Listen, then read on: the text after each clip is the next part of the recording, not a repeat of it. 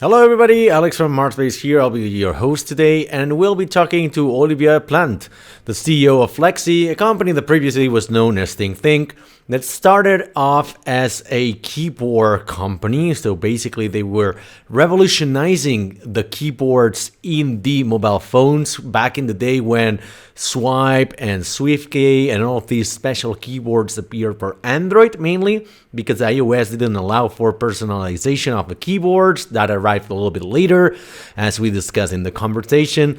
So they created this really cool keyboard in which you could access other apps like the Google Calendar, Google Drive. You could search for maps.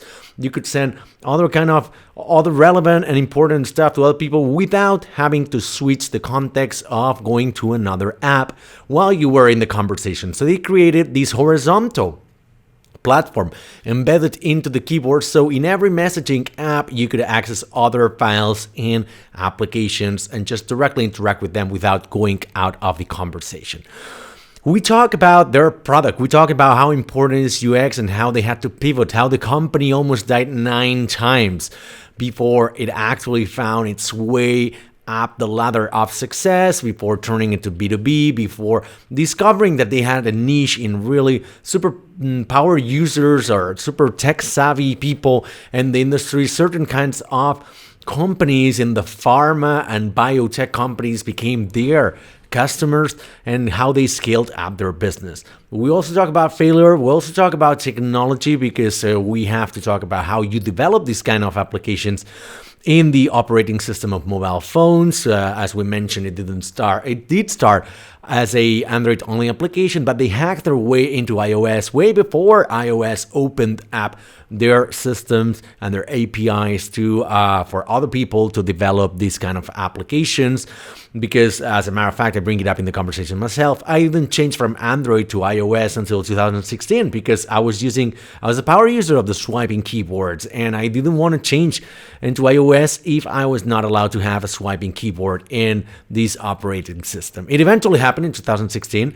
And now, we also talk about SwiftKey and the differences between the established incumbents in this kind of sector, in the sector of mobile phones, keyboards, how these will become a thing in the future, because he's got very blunt opinions on how will we be typing and inputting text in different kind of applications / devices / models, because we'll be also talking about cars, VR, AR, other kinds of devices and input methodologies. So we'll take a look into the future, and we discuss this and much more with Olivier. So I hope you enjoyed this conversation. Let's jump right into the video.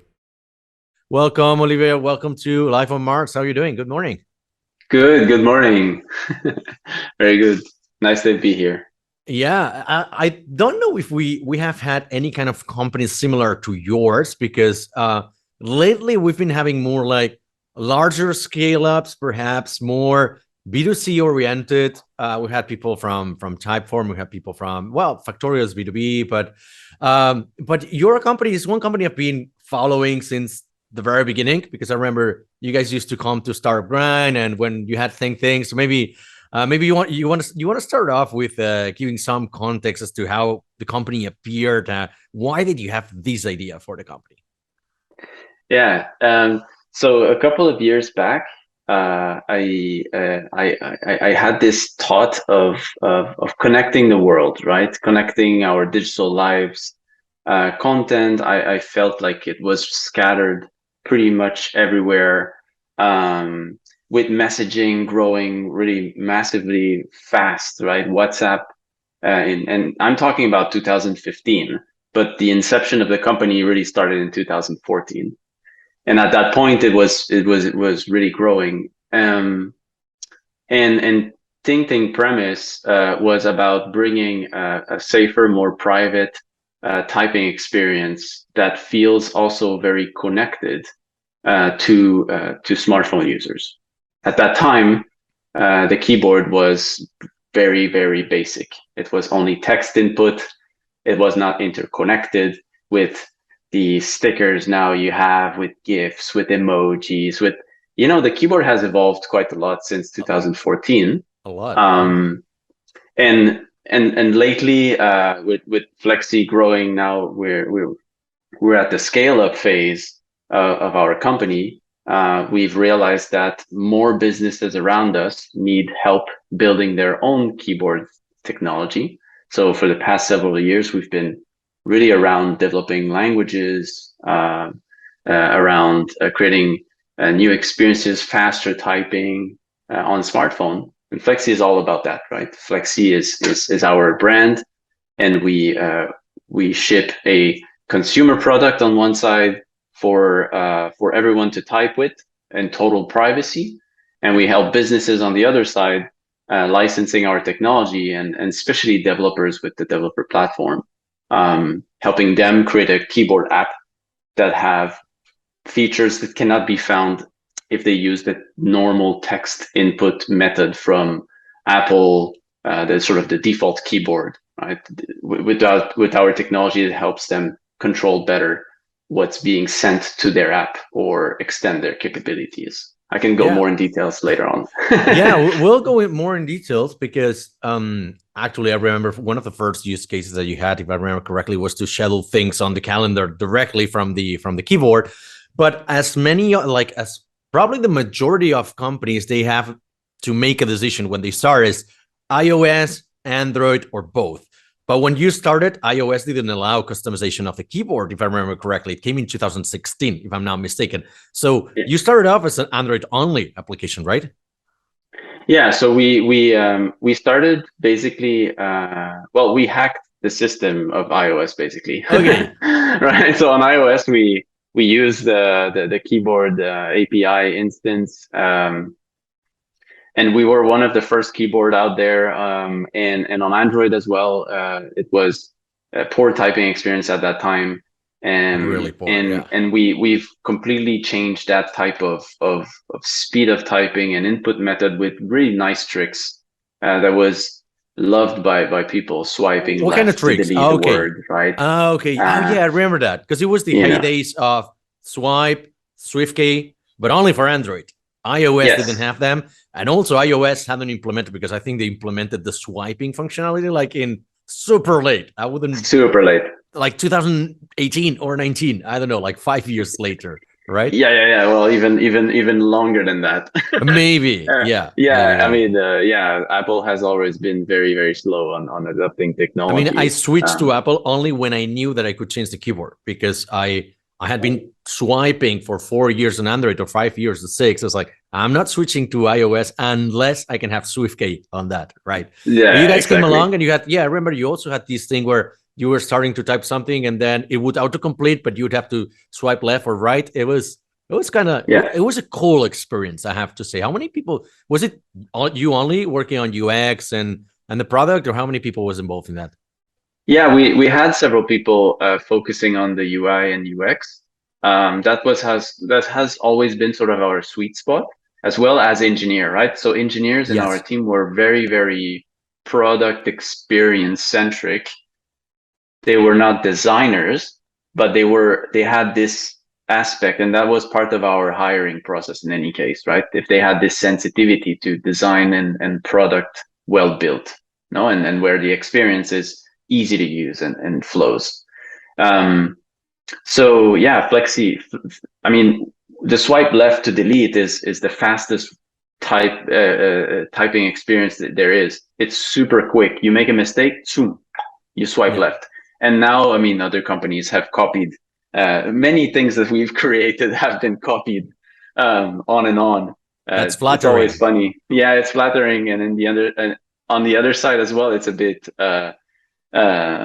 unfortunate, right? That software fails at protecting ideas and patents, right? I mean, I think in the hardware market, it's much more prominent, but on the software side, it's kind of, when big guys like Apple copies the same thing that you've been doing, it's kind of difficult to take sometimes. It's flattering for sure. You're like, yeah, cool, I was the first. But when an incumbent player giant starts to say, yeah, this is us. Yeah, you could just write on your LinkedIn bio or something, Apple copied me, or Microsoft copied me, something like that. I remember that back in the day, so your product, so ThingThing had had a lot of functionalities. For my taste, it was much more complex than probably what I would expect from a keyboard. Maybe because we're coming from extremely simple keyboards, so the transition probably for people was hard. And I'm super tech savvy, but I assume that most people wouldn't understand or wouldn't even have the need for so many functionalities, right? So yeah, how did you come about with the functionality set? Where did you start hacking things off and taking features away and maybe making it more B2B and B2C accessible? Yeah, so it's a good question. When we started to create this experience of having, let's say, the calendar and mini apps within your keyboard, the premise was understood by a lot of people. They were really amazed. Some early adopters were, oh my God, I was looking for something like this for a long time. I'm always switching between apps. But my keyboard is there, no? So we really took a lot of time spending into the notion of, we don't want to replace the full capabilities of an app inside the keyboard. That would be fundamentally wrong, because it actually does not focus on the use case. The use case is, I have something like a place to find quickly for both of us to take a cafe.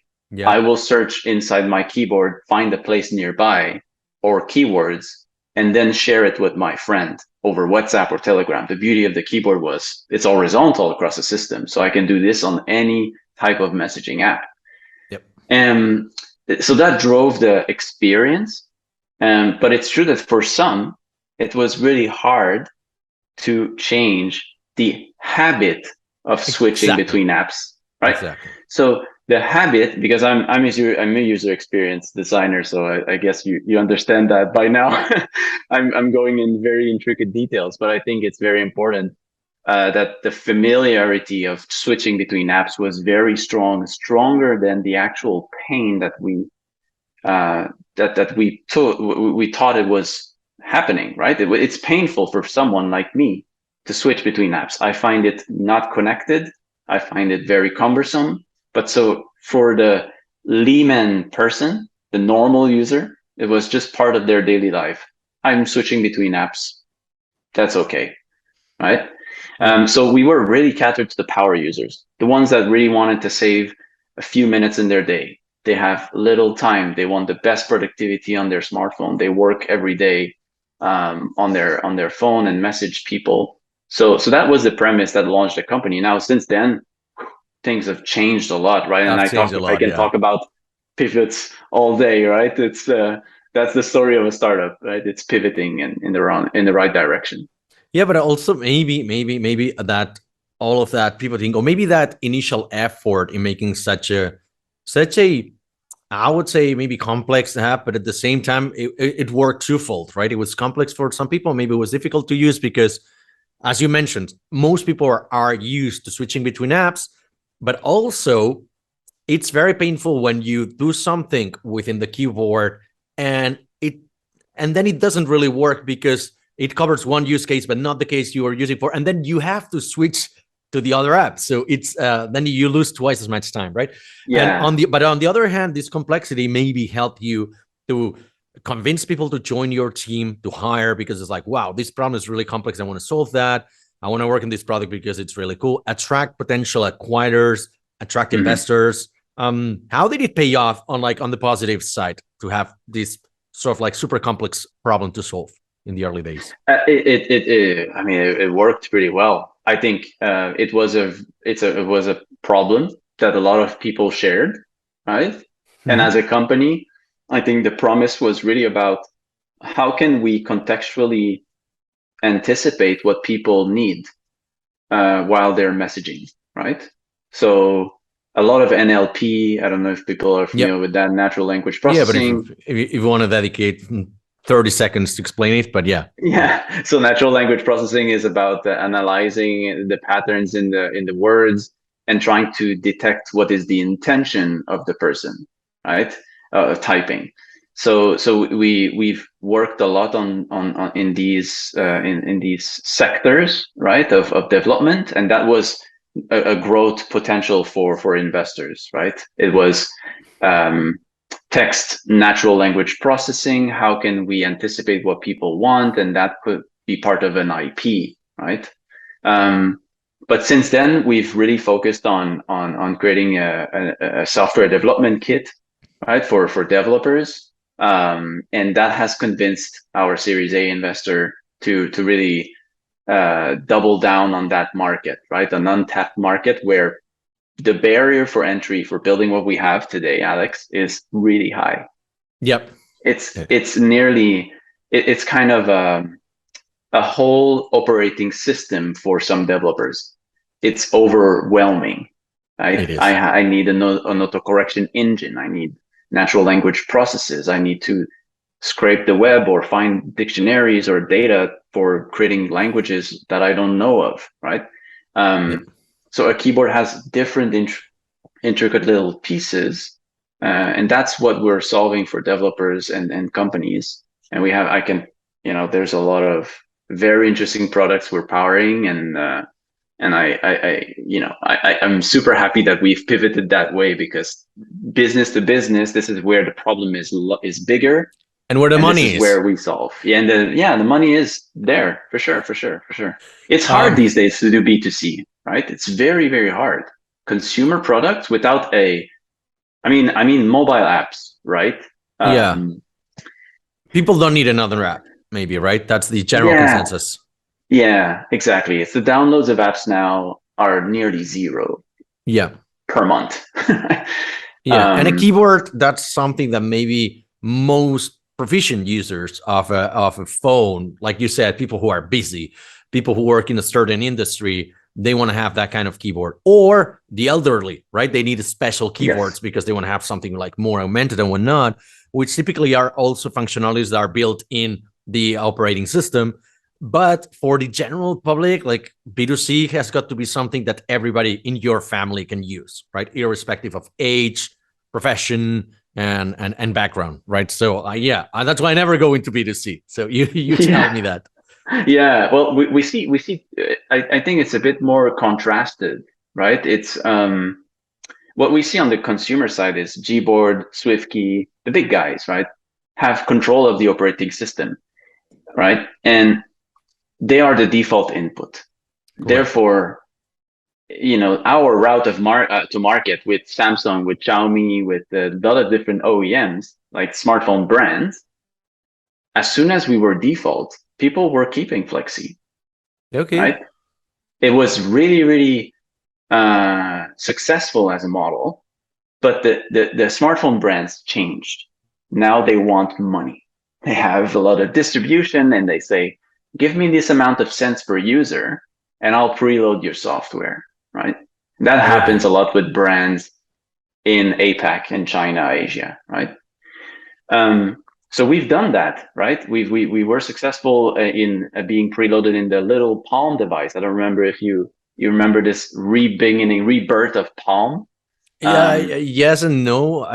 Tiny phone. Yeah. So there was BlackBerry also coming back to life. Like yes, but we were the default keyboard on the Palm, and it was really successful in its precision of typing, because our algorithm is very good on very tiny screens, right? Okay. So that's the key differentiator for any Gboard fans out there. But with the consumer play, Google and Apple, etc., created this sort of protective system that it's very hard for a third-party keyboard now to be default on those systems, right? And also the consumer is used to have these types of keyboards. This said, about 35-40% of the population looks for another keyboard. Wow! Because they're not satisfied with the keyboard they're using. For instance, Apple sometimes corrects you Apple, in the wrong way. I can totally see that. Yeah. Okay. Sometimes SwiftKey is not maintained now as it was, because Microsoft has acquired SwiftKey, and it's not supporting all the languages. And some things have stumbled as well, because it's not really the focus of Microsoft. They just have a ton of products, right, to focus on. So there's still like this market, this niche market that we are in. Right? Fleksy consumer product has like 20 million downloads. I mean, it's a giant. Yeah, right? yeah, And yeah. we are always in the top 5 keyboards, and we've won different Guinness World Record for types for speed of typing, which has never been beaten since 2017, right? Nice. So Look at that. we're still That's for the there, you know? title of the podcast. Yeah, exactly. So that's like we've never been beaten. And some of them have tried, they failed, and it is the beauty of Fleksy, right? On the consumer, on the business side, the companies that come to us is that many of them have a premise for a very specific case. So one of which that we're very proud of is preventing Alzheimer, Parkinson, dementia, schizophrenia, bipolar, depression. I mean, a lot of different mental diseases. The way you type is that your door You to can predict. understanding. How early Yeah. can you predict those? So our tech, let's say we are a technology provider here, right? So we are Yeah. B2B, we provide our SDK. What they do on their side is by taking the data layer we created with a lot of different data points, not the words you type, just how you type, Yeah, right? exactly.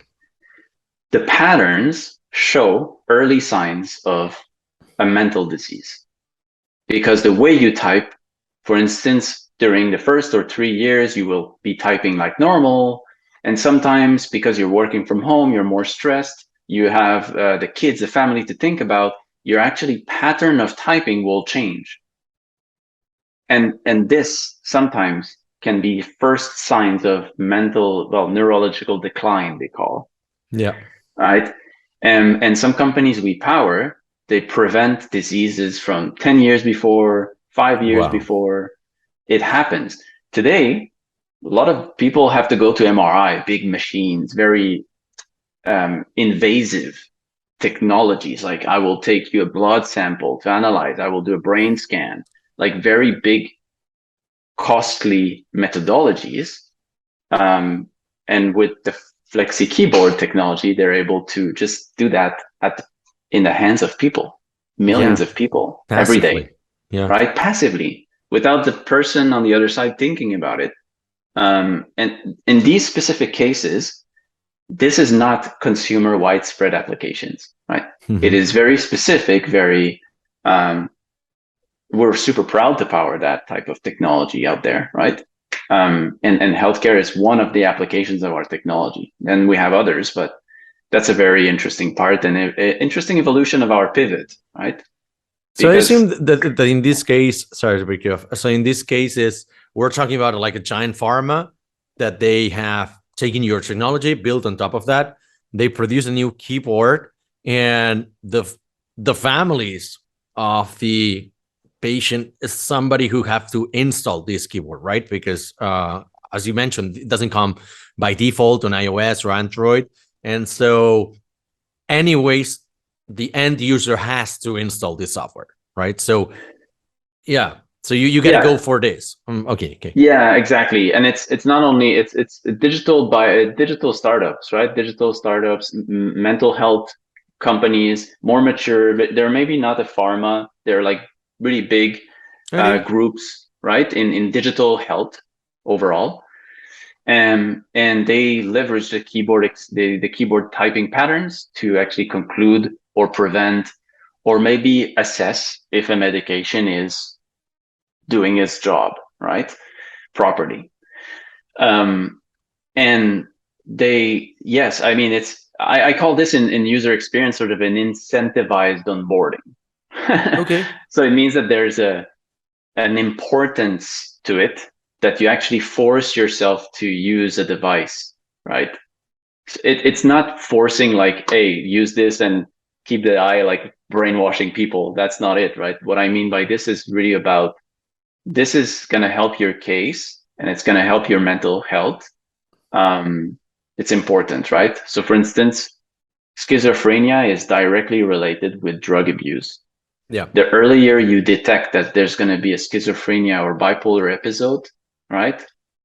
Like the moment you can understand that and alert people nearby, the better the outcome will be for that person. Because then they fall into self-harm, right? They will go Yeah. into drug abuse. And that has implications for the society at large, but also for people and relatives around them. And using that type of technology, we Fleksy are not in front of those, right? It's No, yeah, our but clients' that's my point. brand. Like people Yeah. need to be very cognizant of their problem and change their keyboard, which I assume there's a lot of friction there, because unless the doctor or the psychiatrist or somebody like a professional has told you, hey, you got to change your keyboard in order for me to treat you, they will not have the data or the means to detect this, right? So how do you go about this friction? How do you convince, or how do they convince the end users to switch keyboards? Yeah, so it's convinced by the actual value proposition of the app they provide, but it's also Yeah. convinced by the fact that we work on our side on the technology friction points, like the autocorrection learning curve, Yeah. the autocorrection quality, the prediction of words quality. We also support swipe typing in 79 languages. There's a lot of different technologies that we work on to help reduce as much as possible this friction, right? We have great feedback from companies, and our some clients are really happy as well. They actually came back and said, we were using another technology before that we built ourselves, and the delta difference is huge, right? I always say this analogy, and I think you will relate to it. When you're on an airplane, right? Some people say, "Oh, this service is shitty." Yeah, but you're flying at 33,000 feet in the air. Exactly. That's freaking amazing. And you're complaining about the little person, and it's kind of, we take this as a status quo, right? We take like, Yes. I'm flying. That's normal.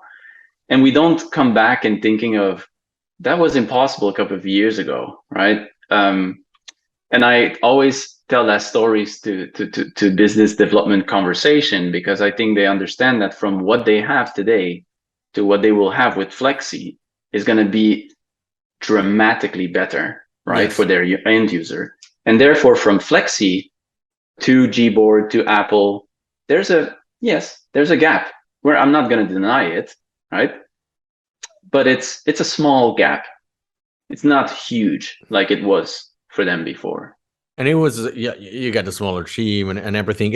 And maybe by being more niche oriented, they will be able to develop something much more specific than the generic keyboards can serve, right? How did you find this B2B sort of verticalized, super niche approach? Did it come to you, or you went for this specific pivot back in the day? Yeah, And after how good many question. pivots? Yeah. So it came to us Okay. directly. So It came company to reached us. out on LinkedIn or email or something. They were like, "Hey, can you white label your product to me?" Yeah. So they Okay. they came to us. One of the great companies that we've worked with, and I really appreciate all the time that I spent with them, is Essential Phone. Rings a bell, With yeah. Yeah. So Andy Rubin, the creator of Android, right? Yeah. Um, his team reached out to us because they wanted to develop this custom keyboard for their new gem phone. I don't know if you saw the big, Yeah. it's a very elongated smartphone. It was amazing, and I had the chance to touch it and play with it. It was great product. We fully customized the keyboard for them, and then at the similar time, we got a health company from the US coming to us and saying, we have this keyboard based on Android open source. It sucks. It's horrible. All right. we can't, it's so bad. Can you develop a keyboard for us? And we said, yeah, okay, fine. But at the same time, we invested in creating this software development kit, because 2 months after, we got another company 100 times bigger than this company asking for the same thing in Okay. healthcare. Um, So we said, well, we're on track for into something, and that was the result. We got to create the SDK for iOS, for Android, and now we have both SDKs into the platform, all documented, available for any developers, right? Any companies to develop on. And we have served several clients, and they're using our technology with the license. It started by listen to what's being requested, right? And the B2B was really not a focus for us, right? We were consumer. We were focused on providing privacy first typing to data mining companies like Microsoft and Google and Yeah, monitoring everything you type, right? exactly. But it might sound like the message might come across like, we're working on this, we're having fun with B2C, and then all of a sudden, Andy Rubin just reaches out and we start doing B2B, and now we start making a lot of money and scale up, which it's part of the story. But the other part is you had to make it this far and had to have this super interesting product. You had invested a lot of money, a lot of time, and I don't know how many years before it was sufficiently interesting for B2B companies to reach out to you, right? So how many times were you close to shutting down the company and abandoning the project before this happened? 9 times. 9 times. All right. Wow. Sometimes not being paid for several months while the team is being paid. What kept you going then? Because that's a lot of times. I think it's quite. You knew you were onto something, right? Yeah, it's when you are a business. I mean, I'm an entrepreneur from day one. I think I was born this way. Invention, creating something. I was working for others, but there was always something that didn't really feel right. No, I didn't. I needed this high risk. I'm very comfortable with risk, right? Some people can't bear that. It's impossible. They see it and they put the 1% probability of failing in front of the 99% of the success. Immediate rewards. Exactly. Yes, that's the key for me. It's that you're an entrepreneur, and I always wanted to be in a highly resilient, trying to find ways. I love finding new path of growth, new things I can bring to the world, new things I can capitalize on, right? So that's my personality. And every time that the company was almost to dying, me and my co-founder, we were like, we're going to get through this. We're going to focus on what's important. And we always did, right? And 9 times. Can you? 9 times is a lot. Like I would expect, like, a couple of times you ran out of money, maybe an experiment failed or backfired or whatever.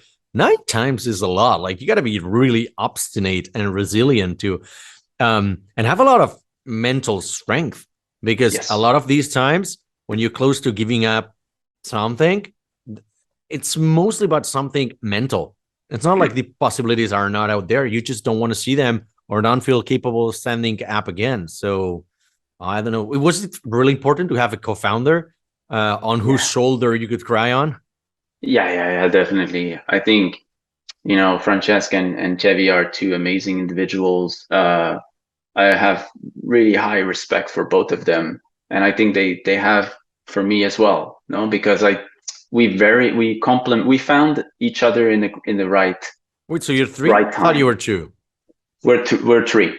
Okay, 3 co-founders. So what's the distribution? You're like more on product and sales and UX. I assume there's a technical one, and what does the third one do?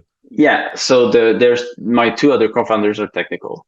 So Chevy is telecommunication. Both are from UPC. They've done a lot of work on their side, with big companies, and smaller ones as well. And my CTO, Francesc, has done NLP and AI stuff before, so they're both technical. How did you find 2 technical founders? Like, people struggle to find a fucking developer nowadays, or even one CTO. We organize the events of Startup Grind, and we do the open mic, and out of every 10 people, I assume like 8 are looking for developers or a technical co-founder. And every week I've got like 10 people reaching out to MarsBased because they they want me or the company to help them to find development, not because they want to outsource stuff to us, because they think like, oh, these guys have developers, maybe they can give me one developer, or maybe they can help me to find a CTO. How did you find two? Yeah.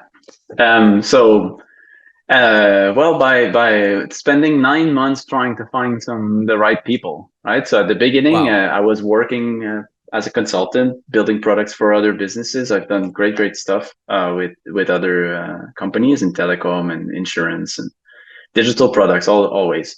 And I had this idea, and I started with a guy, and it didn't work out. And I tried another one, was never developing, was really lazy, So and then someone that I know said, "Hey, maybe you should talk with Chevy and Frances. They both work together and they build products for other people.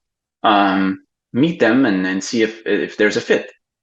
And it worked, right? It worked. Like they were really convinced. There was a lot of risk as well. To them, right? Yeah, the idea yeah. was yours, yeah. And it was only an idea, right? And they helped materialize that idea, and then we got ton of press. We started to I remember win a lot of competitions for pitching and startups, etc. I mean, we won the Mobile One Congress at the 4 years from now. We won the pitch.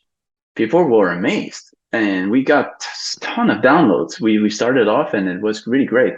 And so, as success after success after success, raising a round of capital, etc., it sort of strengthened our relationship. It strengthened, and further on, and now going through these 9 episodes of Almost Dying, there's several rounds. Like we are buddies. We rely on each other. You became friends with your partners, which is usually, the good way to do it. Not like I became partnered with my best friends, man. Yeah. Goes really well, but that's the exception. Usually it should be the other way around. Exception to the rule. It always happens in the other way around when you don't expect it. Yeah. How about like finding talent? Because finding co-founders is really fucking difficult. Finding talent, like this is one blunt opinion and a half. And I know it's not, I should choose my words very carefully here, because I meet a lot of people with really uninteresting startups, or I don't want to say the word useless, but their app, it just doesn't provide any kind of value to the world. It's just another fintech app. There's another marketplace, there's another delivery app.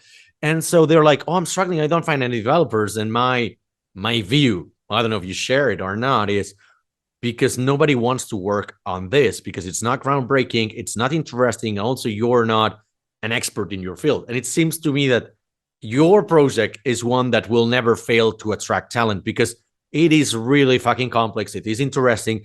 And developers will find somebody they can look up to and admire while working at the company, because they can learn from you, right? So what's your take on finding developers nowadays? Yeah. So the take is, there's a part of operation and there's a part of who and the personality, right? On the operation for us, what works is working with agencies that have communities of developers. They're only focused on developers and hiring. They only develop, like that's what they do every single day. And people are amazing. So we found a great help there. But I think to find the talent for us, it's like you said, the problem is it's challenging. What we're building is challenging, and it's rewarding, especially if you have like impact like this in the world, right? I'm working in a company that powers the prevention of Alzheimer's disease 10 years before. Wow. It's not fucking stickers keyboard. No, that's it. It's not an emoji keyboard again. No, I mean, that's not it. Now we're saving lives. So there's an ambition, and it's all a part of a keyboard that everyone thinks it's granted. It exists, right? Keyboard is there. No, there's a lot of things that are not there in the world of development. So we're solving a very big problem for developers, and I think for hiring talent, that's one. And then second is the way we have the experience of people in our company, of employees. They always go out of the company with the heads up. They're super proud of being a Fleksy passed by Fleksy. Average employee, I mean, we retain 90% of our people more than 4 years, right? So that's unheard we of. had a core team for a long time.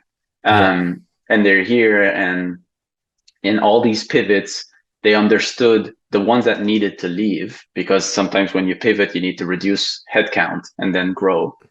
Again, it happens, right? But they understand why, and we've always been very transparent.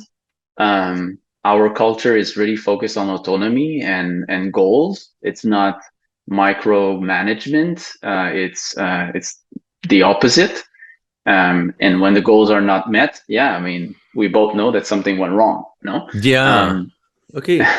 So it seems to me that it's kind of like you get really, really clear that the kind of developers you want to hire are those that want to have an impact. They want to work on complex problems. They want to be ahead of the competition and work on something very, very specific. And that's difficult to understand, because most companies may be pressured by the timer, the countdown that they've got by VCs and whatnot. They hire every and any developer out there, right? And they're like, yeah, I just need 10 developers. I was like, okay, what kind of developers? Any. Wrong. There's no way you can build a company. You can scale a company like this, but you will have 25% employee attrition at the end of the year. So every 4 years, you will have a new company, right? And so when you mentioned 3-4 years of average into the company, it resonates with me, because on MarsBased, we got most employees have got 5+ years, but we don't save lives. But we have found the kind of developers that want to work in the company, which is developers that they just want to be respected. They want to be conscious of their time, and they want to be, they want to work their 8 hours a day, and they want to put in great work without stress. And, it's kind of like more a lifestyle company. We don't want to hire people who are work hard, play hard. We don't want to hire people coming from startups, mostly because they just want to change very quickly, or they want to have a career path. You come here, you don't have a career path. You're a developer. You'll be always a developer, right? But we hired the right people, because we're not in a rush. And so it really resonates with me. I think that's one of the takeaways of the episodes. So kind of like to wrap it up, because we're running out of time. What I assume the product is built on, because we haven't talked about technology, or not a lot of technology, but I assume that the product is native mobile, right? So the technologies used to develop is native. What is the tech stack for this? Yeah, so we have 2 products right now. One is the keyboard SDK. So developers can build a native keyboard that is Kotlin and Swift, and it's native. There's a common part, which is a binary inside both. It's the engine. It's our autocorrection, next word prediction, swipe. This is an engine, and this is coded in C++ with different types of models around it, right, for making it smarter. But essentially, this is the keyboard SDK. It's native on both sides, because it's a keyboard that can be developed for mobile applications. So iOS for iPads and iPhones, and Android, all the types of Android devices that the world has created, right? Millions and billions of devices. On the other side, we have the core SDK. So like I said, the engine, we took it out and we created only an engine out of this engine product, and we called it the core SDK. And with the core SDK, you only have autocorrection, next word prediction, and swipe. This is the future of our company, because with that, you can power typing experiences across any screens. Correct. Yeah. So, and that's very important, because it's a based component that needs to be compatible with Windows, Linux, iOS, Android, whatever, VR, AR, Oculus, name it. Because text input, in our view, will always be present across different types of screens, from the car info systemtainment. Like, I'm typing in my car for maps direction, or for searching Netflix nowadays. That's the passenger experience, right? You can search Netflix and watch Netflix movies in your car. That's one application of the core SDK, because from the get-go, those companies building software for cars don't have autocorrection, next word prediction, nor swipe input.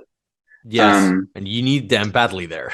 Yeah, you need them badly there, because people rely on their smartphone to type within their car, which is kind of counterintuitive.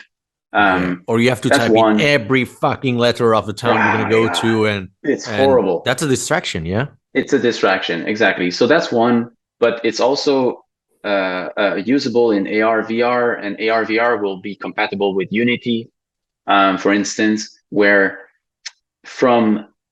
because imagine today, to type in VR and AR, you need to use the controllers. Well, AR is something else, but virtual reality, you need the controllers. And it's cumbersome. There's no next word prediction. It's clumsy. It's horrible. Our technology can make them move 100x in the word per minute speeds. And that's what we're after with the Core SDK, right? But we believe that autocorrection, next word prediction, and swipe input is very useful across any screens in the future, because it's not going to be only voice. People bet a lot of billions of dollars on voice. Yes. But think about the bus, in the library, inside the office. Like, people will talk with their glasses and will talk with. No, voice is not applicable for all use cases. Yeah. We will always type. Oh yeah. It's funny that how people know they're onto something, because I think you got your product, companies got their product, which they are famous for, but there's an underlying algorithm or functionality that can actually spin off and become something much bigger, right? I'm thinking of, people would think about Uber. Most people use Uber just for the carpooling experience and then ride hailing. But actually, Uber has serviced so many other companies in the B2B space secretly for route optimization, and people don't know that. Probably brings much more money than the actual ride-hailing app, which is not profitable, right? Or GitHub's Copilot, right? GitHub, everybody knows fucking GitHub, right? Everybody uses it.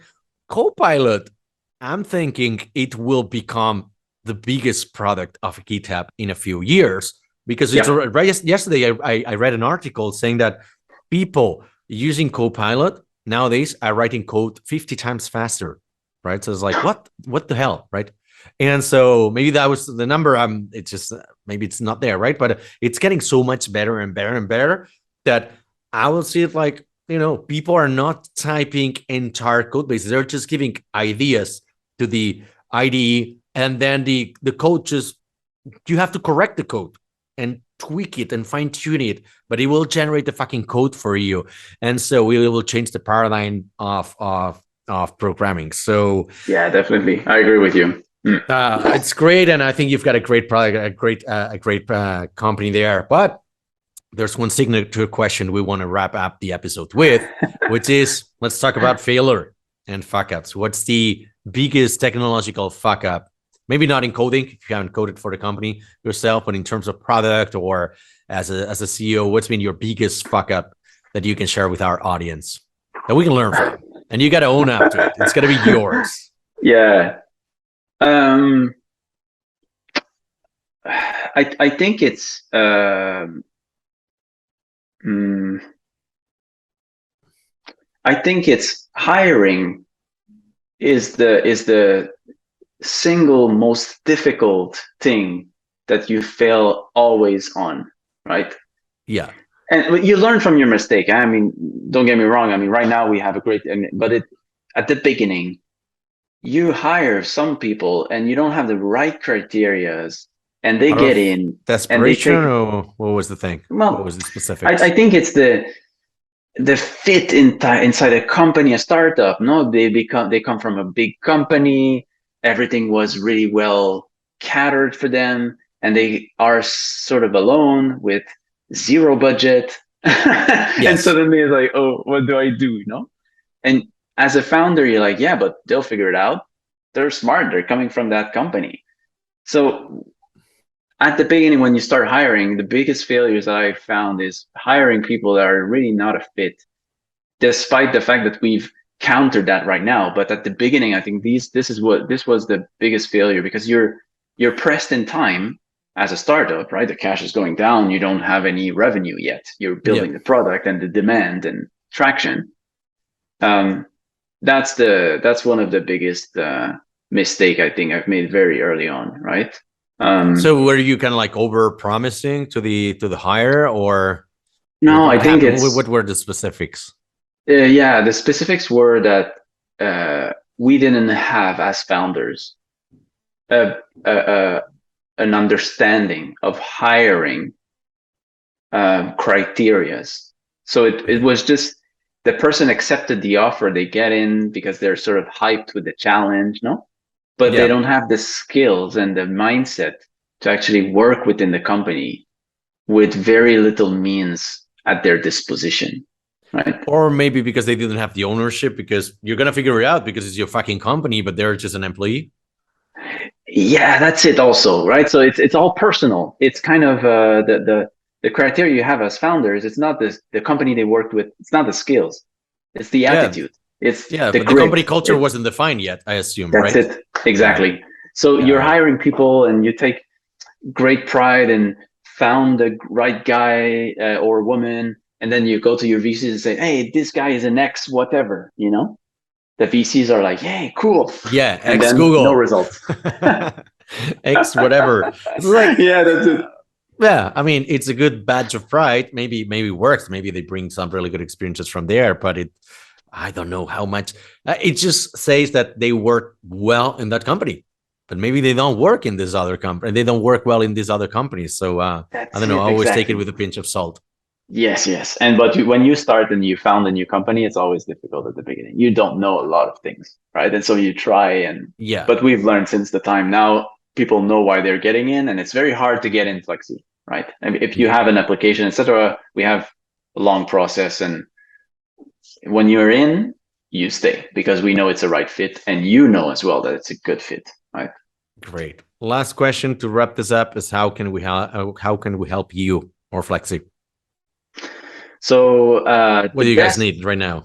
Yeah, I think what we need is more developers. We want to create that ecosystem um, of typing experiences and continue democratize access to languages, right? Because by working with developers and companies, bringing Flexi technology across the world, at one point this will be all about a more private friendly, a more smarter ecosystem of text input, and trying to solve the horrible typing experiences we have in different types of screens. So that's what we need right now. It's people coming in and really joining our mission to eliminate from the market a space bar in a car input system payment that is on the right side at the top instead of at the middle, like on my smartphone, right?